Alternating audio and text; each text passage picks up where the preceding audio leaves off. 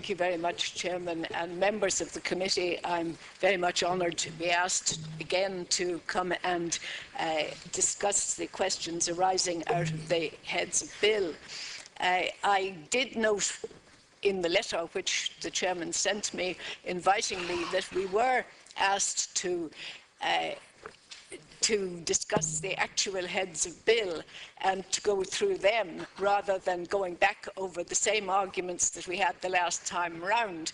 And in a way, I'm a bit disappointed to find that we are going through the same arguments about the picking over the analysis of the X case. And as I made very clear the last time I was here, my strong belief is that the decision in the X case is the law of the land and that it is necessary to bring in legislation.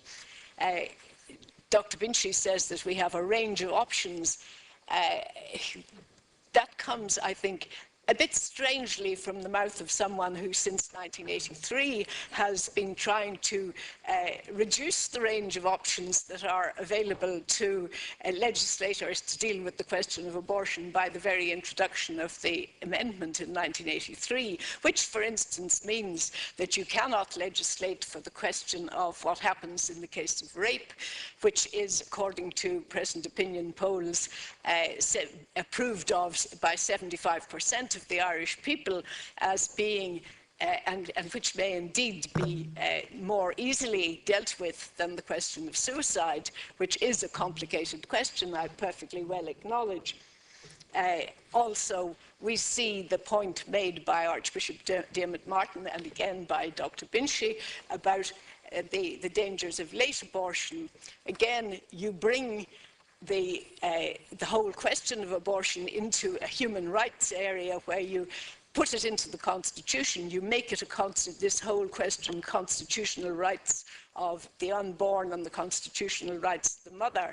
And therefore, the argument can be very readily made that you can't put a time limit on constitutional rights. And I think the government is probably right in saying that. So therefore, you can't do what Dr. Martin suggests in the last line of his letter is done in other jurisdictions. You're not free to bring in a time limit. So that when you look at this, remember, when you talk about range of options, your range of options is actually being dealt with by what happened in 1983, much more than merely the Supreme Court's interpretation of what happened in 1983 in the X case.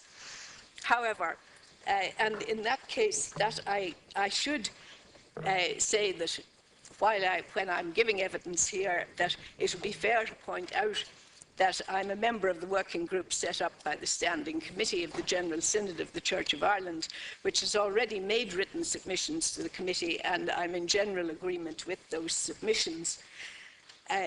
So I appreciate, and I believe, I entirely agree with what Mr. Callanan has said about the legal interpretation of X and the fact that X is the law of the land, and I feel that the government is constitutionally constrained to bring forward this legislation, and in framing the general scheme of the legislation,